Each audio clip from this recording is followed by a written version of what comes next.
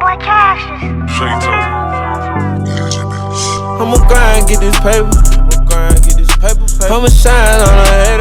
What is going on? Zanera Talk 23 back with another video. Before we get into the video, YouTube, I need you to hit that like, comment, and subscribe button. Turn on that post notification bell while you at it. Nowadays, we all know people lie in their songs to try to get some clout. They say whatever they want to when they really don't be living what they rap. So today we got rappers who don't live what they rap about. Let's get straight into it. Rappers who don't live what they rap. Nowadays, more than ever, rap fans care about authenticity in the music they listen to. In the earlier days of rap, most people assumed the music was just a fictitious exaggeration of the artist's life. But with the rise of subgenres like drill, it has come to be expected that rappers actually live out everything that they put into their music. And you would think it would be good enough if a rapper at least lived his raps. But then stopped once he got rich and famous, right? Well, a lot of fans actually get disappointed if an artist isn't actually sliding on his ops, while having $1 million record deal and having no actual need to be in the streets anymore. A perfect example of that is there's some people who actually think that Lil Durk shouldn't enact Rage Against Quando Rondo himself. Talk about a dumb move.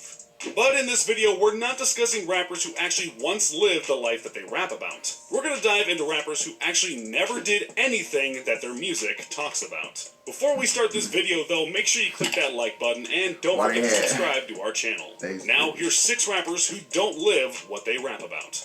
The first rapper we have to bring up is Tyga. You might be thinking, does Tyga even actually act like he's a gangster or in the streets? In recent years, he's mainly been releasing party songs like Taste and Splash, songs that have done quite well. So a lot of people might not remember the beginning of his career. When a lot of us were first introduced to him, he was portraying the image of being a member of the Bloods, and also being from Compton, a city we all know the reputation of. He got called out by a lot of people for portraying the image of a gang member from Compton, when in reality, he had rich parents who grew up in an affluent area of California, known as the Valley, which is ways away from Compton. Some people might also remember the time Tyga had beef with Lil Durk in 2014, and rapped lyrics like, quote, "Know some Hoovers that's down to ride for a homicide when it's drama time." Hoovers, for those who don't know, is a set of Crips in Los Angeles. This beef was pretty short-lived, and if we have to give Tyga props for anything, at least he has at times admitted that he doesn't really live that life, unlike some other rappers on this list. Number 5, Rick Ross. If you ever wanted to imagine what it feels like to be a drug dealer, putting on a Rick Ross album would be a great choice. Other than Pusha T, there's really no one who paints a more vivid picture of that lifestyle. If you let Ross tell it, he's the second coming of El Chapo, and supplies the whole state of Florida with work. But the problem with that is the rumor of him having been a correctional officer before he got famous rapping. Well, not rumors, he definitely was a correctional officer, making $25K a year in the mid-90s when he was 19. Prior to that, he attended Albany State College in Georgia for a year where he played football and studied criminal justice of all things. That makes it hard for some people to buy into the stuff he raps about, but on the other hand, he didn't blow up with rap until he was well into his 30s. There's no telling what 20-something-year-old Rick Ross was doing. He seemingly never got into any big trouble during those years, whatever he was doing.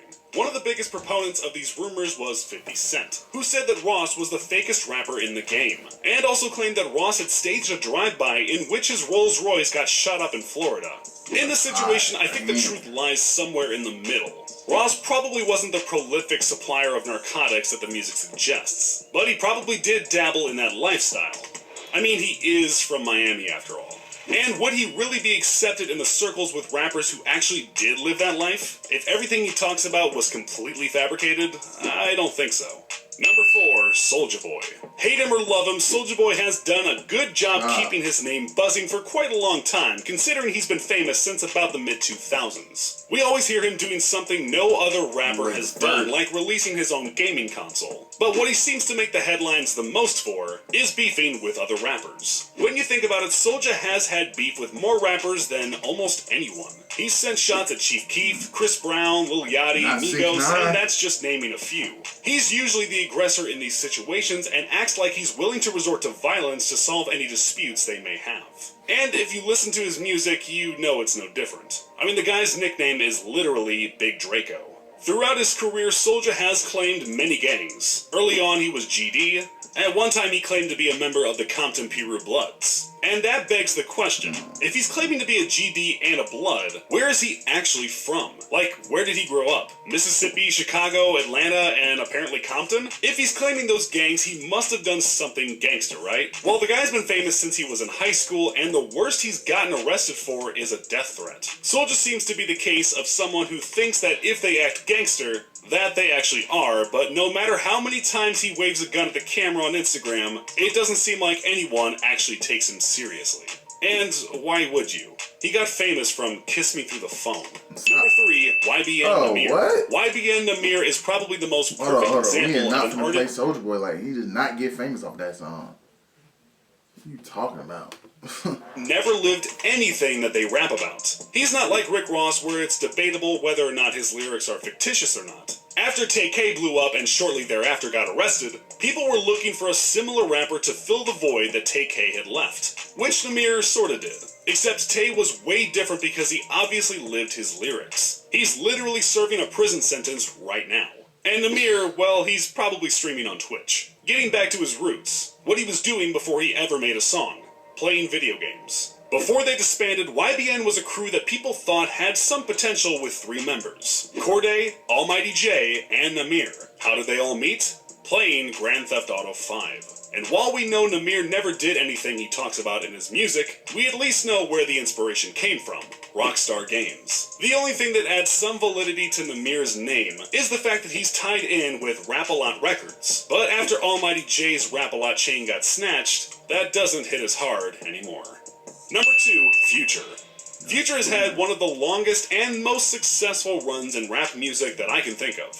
Today, he's still as relevant as he ever was. And that's impressive for a guy who's been in the game for over 10 years. We all know what Future talks about in his music, and for as long as he's been rapping, no one has ever questioned his street credit. Well, except for Sauce Walka.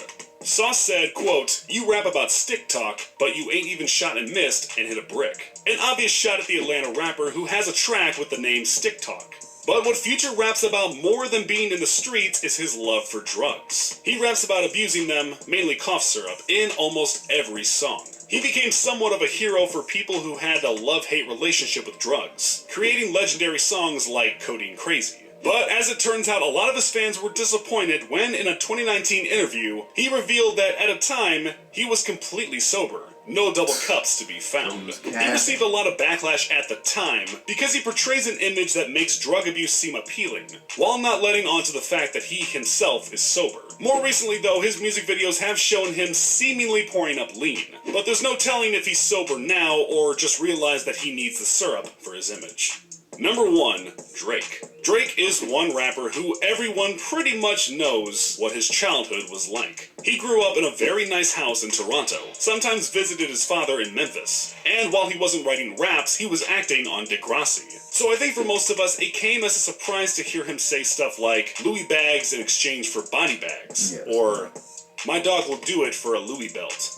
Why is a sweet boy from Toronto rapping about exchanging luxurious clothing items for acts of violence against his enemies? His mom Sandy should be so disappointed. And who are Drake's enemies? We all know he's had a long-running feud with Pusha T, and while Drake did send some of his goons after Pusha. But I don't think any of them got a Louis belt, because all that happened to Push was he got doused in water, after which one of the assailants got stabbed by his bodyguard. I'm sure these individuals got reprimanded for such poor results when they got back to the OVO compound. That begs the question though, if he hasn't done anything to Pusha, a guy who publicly disrespected and embarrassed him in a way no one else has, is Drake really doing what he says in his raps? No. Okay, he has had a few people beat up, like Toronto rapper Mo G, who got assaulted by an OVO affiliate, and also a producer once sued Drizzy for allegedly having him attacked. Either way though, nothing has happened to Pusha, so I don't think anyone can take songs like Mob Ties seriously. And let's be real, Drake does live his raps. At least the parts where he's simping, not the gangster parts. So did any of the rappers on this list surprise you? Yeah. Who do you think the fakest rapper is? Let me know in the comments. And before you leave, don't forget to click that like button and subscribe to our channel. That's it for this one, YouTube. Oh, don't do that, don't do that. Think of us as grandma's coffee. My bad. YouTube. That'll do it for this one. Leave a like, comment, subscribe to the channel. Catch y'all on the next one.